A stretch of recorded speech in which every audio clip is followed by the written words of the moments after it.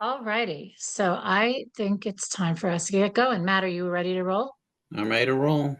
All right. So good afternoon, everyone. My name is Allison LaFerlita. I am the executive director for the Nonprofit Resource Hub. We are really thrilled. We had a big registration for today's event. This is a somewhat interactive experience today, so I do ask that you all cognizantly put yourselves on mute. If you do have something you would like to participate or say, please raise your hand. If you have questions, put them in the chat. I will ask them of Matt when it's appropriate and when we can get to it for sure. What I would like to mention to all of you is that we do have some housekeeping announcements in terms of the Nonprofit Resource Hub. If this is your first time with us, we are a resource provided to support you, the nonprofit sector, with amazing webinars like this, but also a number of other resources, educational opportunities. And we are working now to release our very first, and it's coming out this week, fundraising guide to diversifying your funding. So if you are not yet a nonprofit partner with the Hub, I would encourage you to get on to the website and become a nonprofit partner. It is free to join, and you will have access to that very robust guide. We worked really hard to give you a step by step in how you can diversify your funding.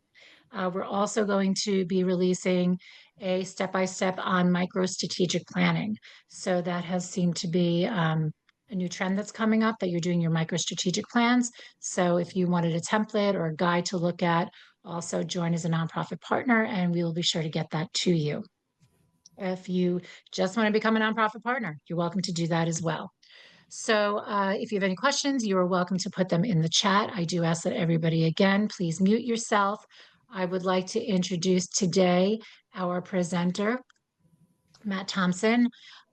Matt is going to be presenting to you, preparing for the Great Wealth Transfer. This has been an incredibly hot topic in the sector. We have an opportunity to strike, and this is a great time for us to get prepared to do so. Matt is going to help walk you through the process as best to his ability that he can today. And if you have any detailed questions or you want to connect with Matt after today's webinar, you can put it in the chat. You can get in touch with myself. Matt will also have his contact information in the chat as well. And if you have any questions outside of that, or you want to have a more in-depth discussion with him, we'll make sure that we get that going for you. So without further ado, I will introduce you today, Matt Thompson. Welcome, Matt. Thank you very much. Pleasure to see everyone today. And like Allison said, it's a hot topic, but it's an interesting and challenging topic. So this is a sort of a work in progress slide conversation around this one. So any feedback or comments or questions and stuff that people have is always important here. So the genesis is, why is this important? What are the opportunities? But the one thing I will caveat is there is no magic pill that I can give any one organization that's going to make everything work for you. So this is sort of a work in progress, and you're going to have to sort of take baby steps as to where your organization is along in the thought process. So the question is, who am I, why, whatever else. So my name's Matt Thompson. I consider, for those of you that know Tommy DeMisa, he's the nonprofit sector connector. I've decided to call myself the serial board member, currently on 6 nonprofit boards and chairing another one. Additionally, I spent 18 years on the local Red Cross, including 6 years as the chair, as well as another 6 years on the executive committee. So the one thing I tell everyone, starting off with this one, is fundraising is hard. So, like, to think this is going to be an easy lift is not really the case. The Red Cross struggles with fundraising as well, and they're not $3 billion a year agency. So you're not alone in your struggles. Even the large organizations struggle with fundraising. So the first question is, I have put in a couple of this as sort of just to get the backdrop on this one. People can take a look. The first question: does your organization have a great mission? Yes or no?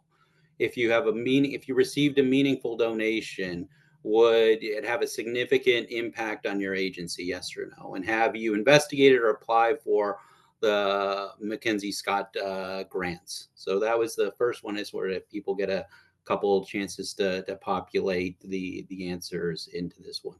It is somewhat a rhetorical question, but I wanted to sort of to start this one. What you're going to see here is I have not met a nonprofit that doesn't do good work. So every agency is doing good work. And then additionally, every organization is going to tell you that if you make a significant donation, they're going to be able to make a meaningful impact in their community. The reason I put in Mackenzie Scott is she has already donated in the last 6 years $19.2 billion to nonprofit organizations, and totaling just under 2,500. Why do I use her as example? Is that every agency is generally asking the same donors. So think about this one in a scope. Everyone's asking the same people. Everyone's got a good reason why they should be asking. Everyone is going to do good work with the dollars they get in. So the question I would pose to people is why, or what's going to make you different, right? Um, so, right there we go. Everyone pretty much populated in 100% yeses. So across the board. So some of them, and the Mackenzie Scott is a little less, but anyway. So the other thing I would say to organizations is you have to sort of think about where you're getting your dollars from today. And the reason I'm asking that is a lot of agencies rely on the financial service industry for donations. They're going to their local bank, the community foundation, whatever else. And I think over the last 5 to 10 years, since the great financial crisis and the consolidation, you're seeing banks and banks giving less and less dollars. So this trend of the great wealth transfer is, I think, how people are going to start looking at the next set of dollars. So here's why should we be preparing for the great wealth transfer? So the numbers say right now approximately $16 trillion could be transferred within the next decade, which is approximately 10% of the entire wealth in the United States. Millennials, when you poll millennials, 55% of them are expecting to get some form of inheritance in the next 5 years. 41% of Gen Zers expecting to get some form of inheritance. And the baby boomers, which is the generation out there, will be transferring approximately $84 trillion to younger generations over the next 10 years. So this is why we're talking about these types of things. These statistics are staggering, right? If you think about it, $84 trillion out there is a lot of money that's going to be in motion. And the question is, how are we going to sort of capture on one of those things?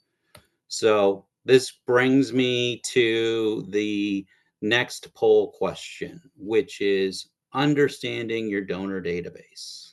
So the first question is, what age group is your largest donor database? And if you don't know the answers, that's totally fine, but we put in the date ranges. The silent generation, baby boomers, Gen X, millennials, and Gen Z, right? Then the question would be, what age group are you getting the most dollars from today? And then the following question I posed in here is, what generation are you focusing on developing going forward? So I'll give people a moment to sort of check the boxes and see. And the reason I want to do this one, I'm actually going to break down the statistics for us on the next side so people can see what does this look like and what does this mean, so that you're getting an opportunity to see what this really looks like. So so if you're focusing silent generation, perfect. Baby boomers, Gen X, millennials, right? So here's what we look. So the good part is right now it's saying that about 90% of you guys are focusing on the two buckets that have the single largest asset base, right? Baby boomers have about 50% of the total net worth in the United States, and Gen X has the another about 30%. Just to know what that looks like, so people are going, hey, what is a baby boomer? A youngest baby boomer today is 61 years old, and the oldest is 79.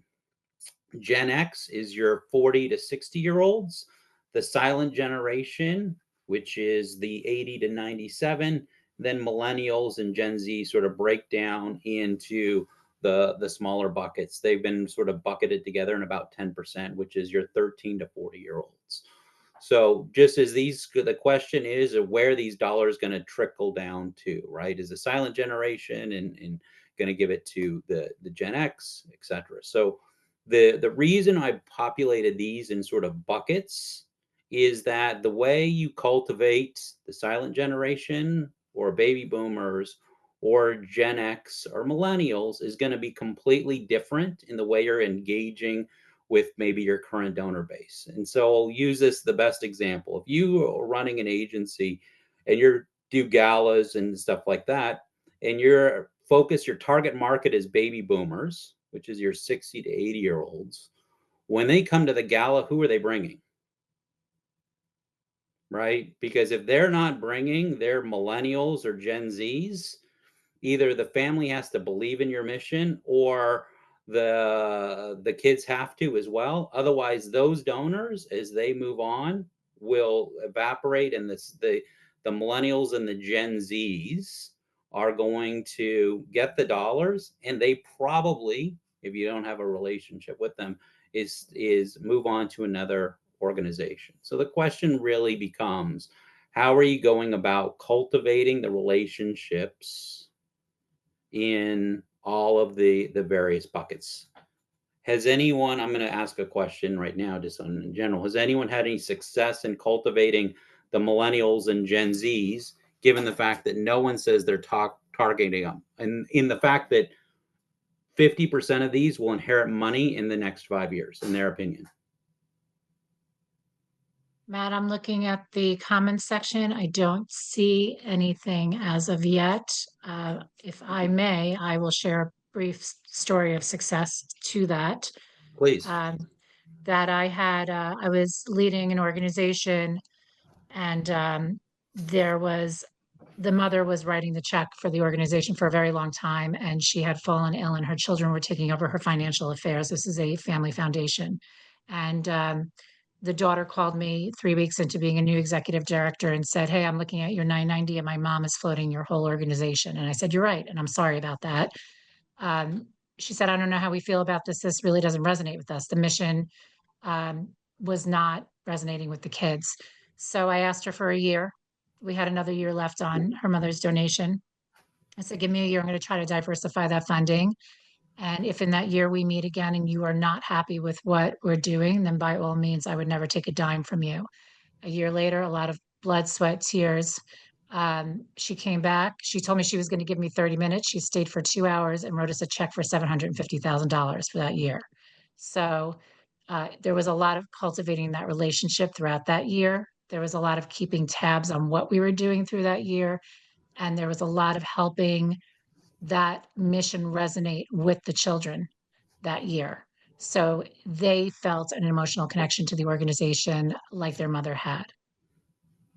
Absolutely. That's a great example, right? And I think the next question is, you see a lot of the organizations where they will try and get families to donate time.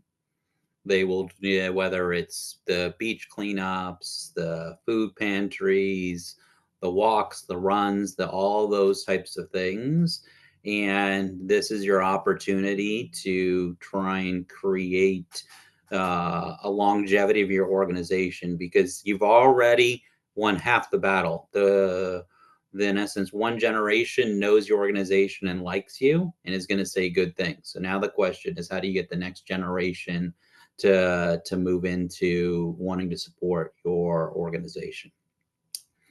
So this gets into the next question, which is, we talked about this right now when this was the 50% plus of the, I think it was 57, 58% of you guys are focusing on the baby boomers as your donor base. So the question is going to be where's this trillions, this $78 trillion located in there. So 19 trillion is in equities and mutual funds. Another 18 trillion is in real estate, 16 in pensions, 14 is other stuff, another 8 in businesses, and then the one thing that people don't talk about is there's about $3 trillion in durable goods. So do people know what durable goods are? Should I take a step back and explain to what durable goods are?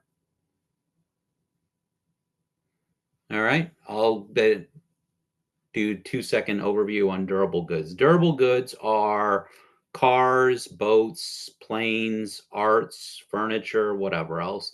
And people sort of take a little bit of a approach in saying, why is this important? And I'm going to put it out there. Everyone has seen the ad Cars for Kids, the jingle. It's been around for 30 plus years. Donate your car today. They last year, according to their 990, raised just under $100 million.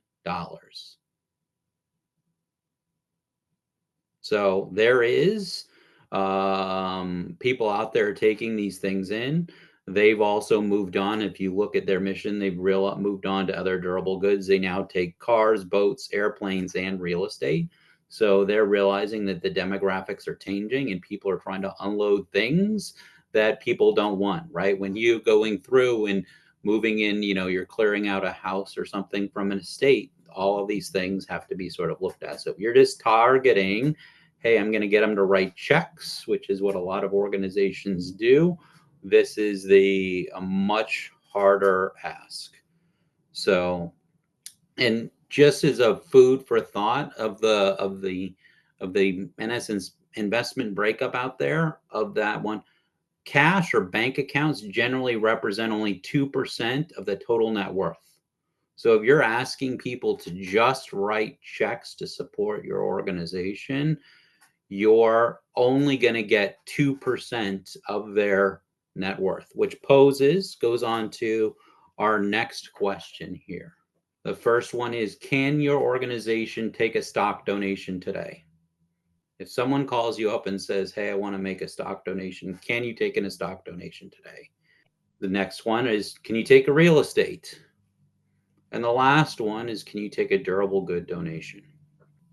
And I would say the first one, every organization should be able to do. If you can't do it, by all means, have a conversation with your local bank, have a conversation with the advisor you're working with, or have a conversation with Allison or myself, and we can help you move these things forward. Because this is in essence, a huge thing on that one, right? You need to be able to take in stock donations. So please bear that one in mind. And if you can't, it's a relatively easy thing to set up. All right. So with that said, what does this mean? So it's projected. The studies out there are saying about $18 trillion is going to be projected to donate to charities over the next 20 plus years. What does that look like, right? So I always try and put these numbers into stuff that people are talking about today. The US GDP last year was approximately 30. So we're talking more than half the GDP of the entire United States is going to be donated to. But the annual charitable giving, in terms of just donations, people writing checks, has generally held relatively steady at about 2%. So the question is, how are you going to capture these other dollars in a much more meaningful fashion? And you've got to develop a plan to start bringing on these other solution sets, right? So that's going to be the key sort of crux of the conversation. And I would say, having this is a conversation that you should be having with your board and having some well thought out plans or options for meeting your donors' wants and desires, right? Just to say, hey, we're going to do it, but figuring out how you're going to do it in a fashion that that's possible. My next question here: has anyone taken in a donation that was not either cash or stock? And then what I'm going to ask is for those people, because it's going to be not as many people on this call it's going to be doing that, is the for the people that are that have, is anyone willing to share some of the successes or the obstacles that they had to overcome to be able to actually take it in? Because generally speaking, the first time is always the hardest time, and so I think the benefit of having like an organization like the hub and the sort of peer sharing that Allison tries to do amongst fellow nonprofits is invaluable to your long term success, because the last thing you want to do is have someone decide they want to make a meaningful gift to your organization and sort of stumble your way through it. So with that said, if there's anyone wants to share, great. But if not, have right. And but look, here's the answers. It's not for those people here. You're not alone. Most organizations today are taking in generally stock and cash donations. So don't feel like you're alone. There's resources out there that will sort of walk through how to sort of move these things forward, how to have these conversations, what is it going to look like, in that one. So, please don't feel like you're alone. This is a learning process. It's going to be a lot of organizations sort of trying to figure out how to get this one. So with that said, these types of gifts, right? When we're talking about estates, we're talking about huge assets, everything else. And I tell everyone to take a step back and remember long term fundraising is based on relationships. Try and avoid a transactional mindset. It's not a pitch, it's rather a conversation. Try and work with your donors around as acting as a philanthropic advisor or guide, and truly form genuine connections with the individuals that you're working with. And the reason I say that is that if you think about what happens, and I don't know how many people are executive directors here on the call or not, but what you normally see is when an executive director leads an organization, sometimes some of the board members will leave that organization and actually join their new organization. So that really means that the executive director has created a meaningful relationship with the individual, so much so that they want to help the executive director and the organization and are willing to move to other organizations or continue supporting one. So that's the one thing. Try and figure out how many of the people have you've created long-term meaningful relationships with, and try and work on building upon those. And the last thing, and I tell people on these things, is I would ask, the your donor base, do you want to learn about their charitable giving habits? Why are they giving and what's important to them? Because if you're going to get the larger dollar donations, you're going to have to craft something that's going to speak to their charitable giving needs and touch on why is it important to them. So one of the things I put a little anecdote in here on the next one is, what do these relationships look like, right? Long-term relationships. And we tell everyone, a lot of development people go out, meet a lot of people, try and go through, and it's a first date or a blind date, right? And I use this one here in that everyone's been on bad blind dates and understands what's happened to them and why things didn't go right. They look at it and say, this isn't it. So the goal would be, right, as we're all going out and creating relationships, try to avoid as many bad first dates or blind dates as possible. Because in order to create these long-term relationships, you have to get them from the first date to dating. What does dating look like? Maybe they come to a gala, they support a golf outing, they make a donation to something on a drive you're doing, something like that. But that's just dating, because you have not gotten to the sort of the final step in that. The last one is is marriage. And when I talk about marriage, is you're trying to make a there commit someone to make a long-term, lasting financial commitment to your organization. So for people that try and think, hey, I'm going to get a big donation on the first date, sure, there's those cases where people go out and meet their true love on the first date, and it's happily ever after 50 years later. But more often than not, you're going to have to go through this evolution. And if you come out generally too hard in the beginning, you're not going to get the second date. So think about it in these types of things, because this is really what it is. You're trying to create long-term, lasting financial relationships.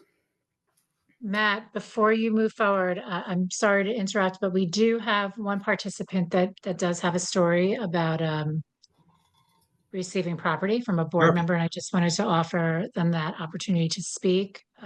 Selah, would you like to share with us? My organization, Development and Relief Foundation, based in Virginia. It used to be in California. We moved to Virginia. Welcome. Thank you. Thank you. So we have one of the board of directors who had abandoned property in Las Vegas.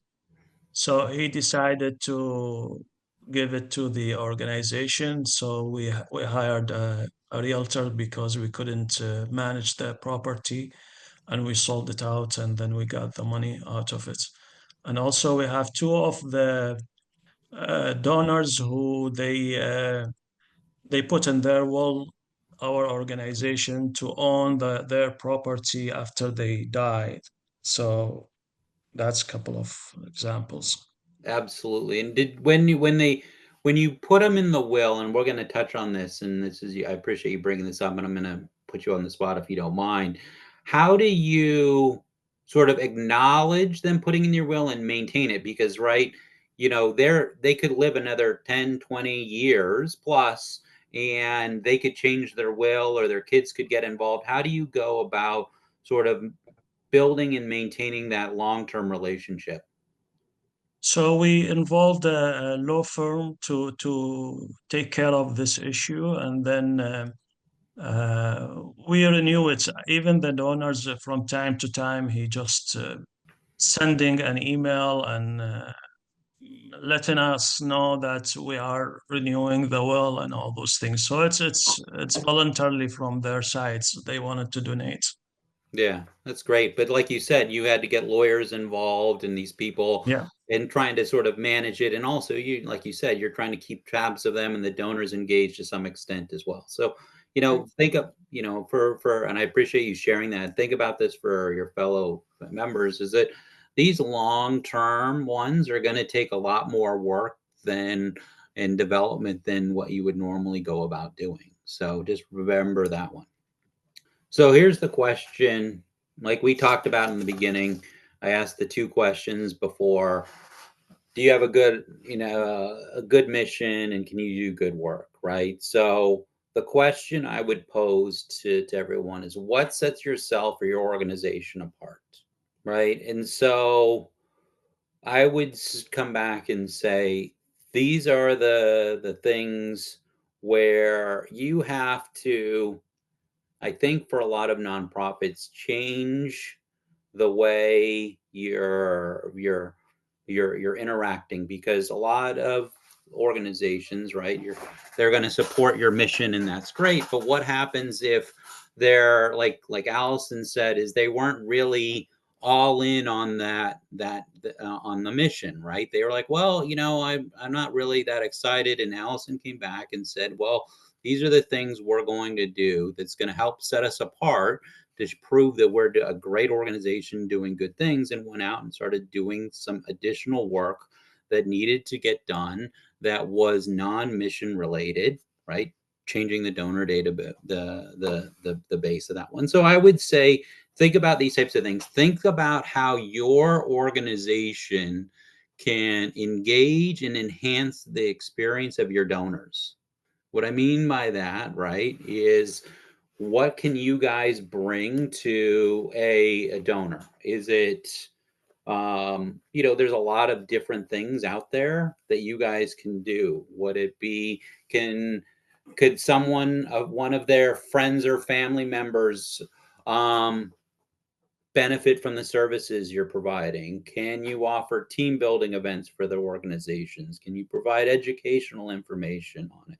Can you host events, that type of thing? But I think it's really a conversation around trying to make it a win-win relationship, and meaning that you guys are winning by collecting dollars and they're winning by being engaged with your organization.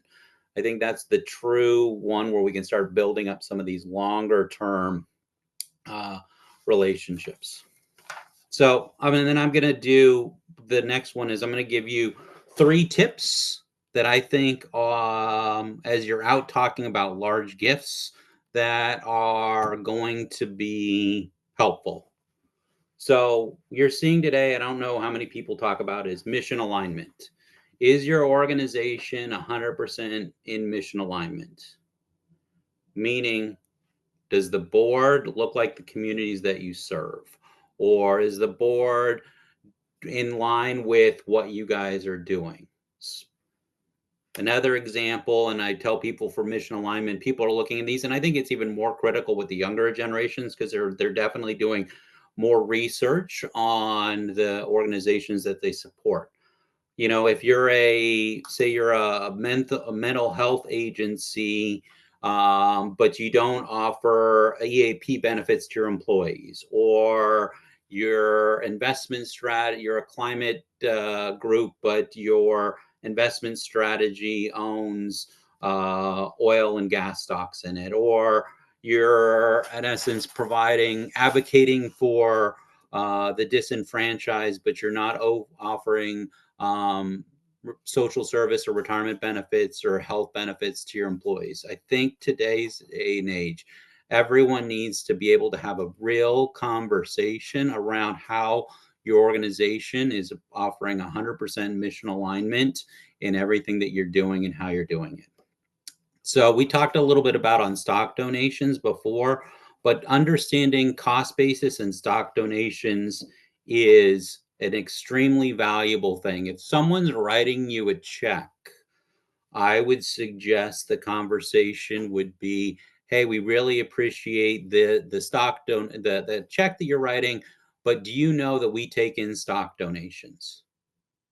Right? Because there's a significant tax difference that can be realized for people. And I would say if you ask the question, they go, oh, I maybe wasn't aware of it, or then in something else, because you'll find more people are unaware of some of how these donations work. So understand that one. And the other one is the charitable contributions deductions. If you're right now, only about 10% of taxpayers file itemized tax returns, which means they can claim charitable contribution deductions. So this would be another conversation is, it's wonderful that you made a donation. I just want to make sure you're getting the full tax benefit. The reason. Could I just interject with a question that might be helpful to our participants? Yep.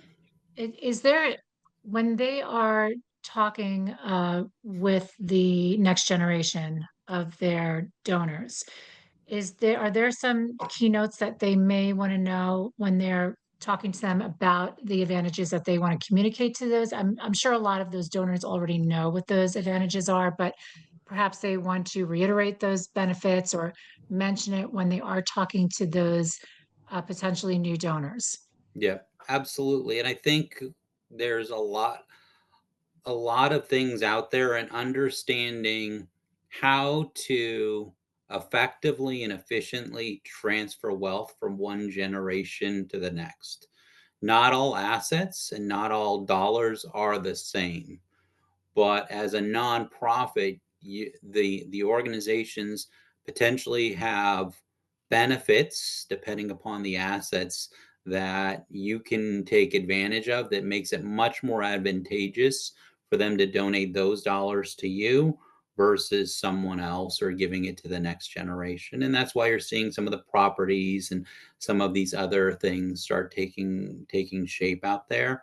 But I would say mission alignment, do a little research on cost basis, and a little research on charitable deductions is going to move it a long way, because then you can say, thank you so much for your donation, but I wanted to make you aware of, and see what happens. Sometimes they'll start donating stock and you'll get a bigger donation.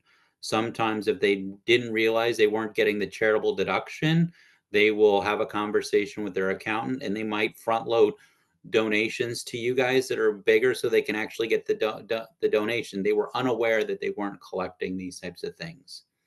And the last one out there is, and didn't put it on here, but this is the last one, is understanding what qualified charitable distributions are. So qualified charitable distribution is taking monies out of your IRAs and giving it directly to a charity. The reason I mention this one is that even if you don't itemize your taxes, anyone that gets this one actually gets the tax benefit from it. So every American that goes through a qualified charitable distribution comes out ahead. And I would make the case, if someone's taking money out of their IRA account and putting it in their checking account and then writing the organization a check, the organization is doing them a disservice, because they're having to pick up the income on their taxes and they could write the check directly to the charity.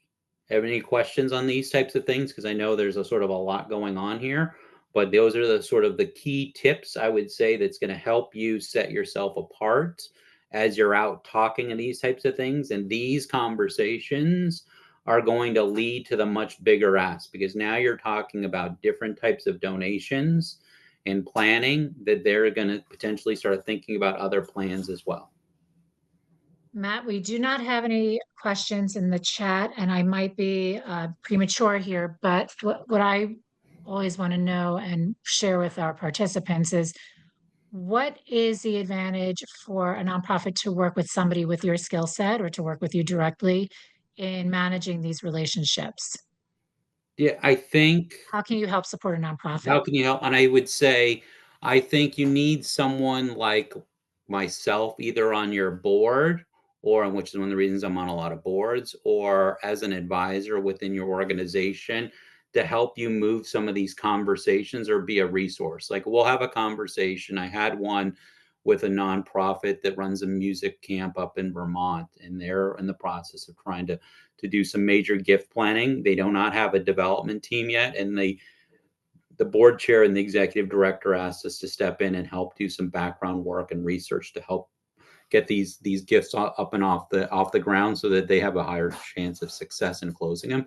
So I would make sure that the service professionals that you're bringing into your organization can do more than just sort of, whether it's take a check in or something else. If they can start bringing value added services, because you're either going to have to go out and get a consultant to do these things for you, or you're going to have to bring in someone that can offer these services. Thank you. Yep. So Now, I'm sorry. Go ahead, I was Allison. going to say, everybody, don't jump on Matt to become a board member. Yes. So here's my next one. This one, and another poll question, and this is the next one. I think is an interesting one, and the reason being is it's going to lead to a lot more of the conversations. How engaged is your board? And what I mean is fully engaged. Have some made meaningful long-term financial commitments? Engaged. All board members are making annual donations. Partially engaged. You're meeting your aggregate annual board commitments, but not everyone's donating. And the last one's not engaged. We just hope they make a donation.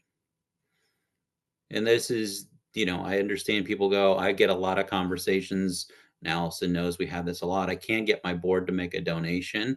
I don't understand why. Then this is going to be sort of at a root of an overall problem. So I'm waiting for these numbers to pop up, but then we'll talk about this one. Fully engaged. Okay. So here's the reason I asked this question, right, is if this is what it means. Board giving is generally a mirror into your organization's broader giving pattern. The board members are supposed to be your most ardent supporters of your organization, generally speaking, which is why you have them as board members. If you can't get them over the finish line to start doing these things, this is where you're going to have an even harder time going out to your donor database to potentially get some of them going forward. Some cases it's going to work, but generally speaking, this is the issue. And so when people come to me and say, hey, I need to start moving these things forward, the first thing I look at is having a conversation about what their board likes. And this is where the CEO or the executive director or the development officers need to have, the senior leadership needs to have an honest conversation with their board and saying, how can I go out and fundraise when I can't even fundraise on my own board? So bear that in mind, that type of thing. But I do want to throw this one because the next question was, and everyone's probably looking at it, is how do I get into this business? How do I get into the major gift plan? So I sort of put up sort of an action plan here. Um, we'll talk through this briefly. If there's other questions that pop up along the way, by all means, we'll touch on them. And then I got a couple sort of food for thoughts or ways to start moving these things along. So, the first question, you did this one, is assess your readiness and build internal support. I'm going to tell everyone, if you can't convince your board members to make long-term financial commitments to it, it's going to be a really hard to get it over the finish line for anyone else. Identify the types of planned gifts you're offering. Don't start out, I would say the first one is you take in your cash donations, then maybe you move to stock donations, and then you sort of build on these types of things. I would be very hesitant to go all in and start saying, hey, we're going to take everything all day one. Develop policies and procedures. This one is paramount success. If you get a stock donation, what is your plan with those dollars? Are you going to hold it? I tell every organization that's a client of ours, you automatically, whatever the stock is, whether it's your favorite stock or it's the worst stock ever, you automatically liquidate it as soon as it hits the account, and then you move it over and reinvest it in either, and then download or your operating account. Why? Because if you hold some and you don't hold others, you're telling one board member indirectly, I like your stocks more than someone else's. So as a overall policy, I tell everyone, day one, liquidate the stocks that comes in. Outreach, cultivating, staging and training your team. And this is the bottom one here is I think the key one that people sort of lose sight on is the legal and financial considerations. You're going to need to either work with your board or your outside professionals to make sure you've done all of the work and documented these types of things, because each gift is a little bit different. There's going to be legal and financial and tax responsibilities that go along with them. And you're going to need to make sure that you're in a position to touch on those and address those. So here's the one I would say, this is like, the best one is people are talking about, hey, do you take cryptocurrencies? As an organization, have you guys, if someone came to you, are you going to take a cryptocurrency donation or not? Right? Those are the things that we're talking about, having a conversation about and working through each one of these things. So what does this look like? We talked about it: leadership, capacity, mission alignment, going through on assessing internal ready to do it. Next one, identifying the ones. This is the sort of, you focus, expand, and the last items to talk about: wills, bequests, designations, real estate, stock, cryptocurrencies. And the last one here is that people talk about is a charitable gift and all these types of things. These are generally the tools that your large institutions use. Why? Because a charitable gift annuity program is not the easiest thing to get off the ground, and it's not going to resonate with everyone. So you need the largest pool of donors to make it done. So charitable gift annuities normally sit on large national charities as well as colleges and universities. So if you think of those ones where, because there's a whole different benefit to those types of things that you need to get to. So start small and start easy, and then build from there. Well, you talked about gift acceptance policy. Sunil mentioned this before, recognition, define how you'll honor these types of things. The worst thing to do, and I will tell this when it happened to me, is I made a donation to an organization and of a certain amount, and then I'm sitting there in a meeting with them later on, and they say, "Oh, this is our legacy wall for all of the gifts that came in," and I know my donation met their minimum, and because I didn't ask to be put on the legacy wall, they didn't put me on the wall. As a donor, the last thing you want to do is not recognize the gifts. Some people don't want anything, but the other times, make sure you remember to acknowledge the gifts. And then there's the last one is you will have turnover. You need a tracking and a documentation process, because these are long-term relationships that you need to sort of work on developing. Create an outreach plan. Start small. Board members are great. Ask for feedback. The next one I would say is website presence. Dedicate a section of your website to plan giving with contact information and resources. Someone mentioned before, hey, we had engaged a lawyer. We talked about how they would get this included in their will, these types of things. And then go from there. Is once you get that one done, develop stories. Use your initial successes to give example of opportunities for your organization. So highlight your successes and these types of things, because this is where people start looking at them. And if you don't have a web presence, it's going to be relatively hard, because sometimes someone will be in with their estate attorney in a meeting and they're going to say, I want to do X, Y, and Z. And last thing you want to do is be scrambling to get the information to them at the last minute. So cultivating donor databases, and this is sort of my thing, is what donors have given to in the past and why. And then I consider cultivating donor events. Every event is a fundraiser opportunity. The more friends you have, the more funds you'll raise. So if you take a step back and try and cast the largest net, the more people you have in your cultivating your database, the more opportunities you have to get donations in. This is another key point. Stage and train your team, effectively appoint them, provide the training, and monitor these types of things.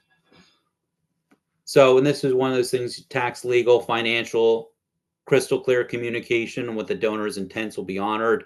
The last thing you want to do is take in a gift and not in honor the donor intent. You could definitely upset heirs. You can have children, grandchildren, whomever else, spouses, on what they thought the donor was. Some organizations will actually go through donor letters of intent, so they have acknowledgement of these types of things. That's a personal choice. It's not a necessity, but it's something out there to sort of think about as people are looking forward to do these types of things. And the last thing I would always say is, as you start moving down this path and you have your database, there is a power in surveys asking very pointed and distinct questions around large term gifts and how to sort of go about doing these types of things. So don't shy away from it. There are power in these types of things. It's going to give you honest feedback. Generally, people will give more honest feedback in surveys if you can get them to complete them than they would in person. So then I was going, before we get where I know we're running short on time, I wanted to touch on a couple of solutions. So everyone's talking about, hey, how are we going to do these types of things? These are all services out there that can help you in this one.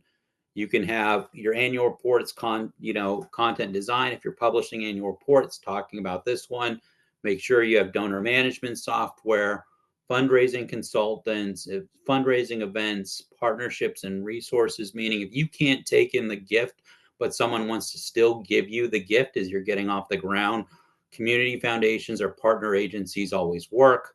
Plan giving. Some people will use these services and doing it.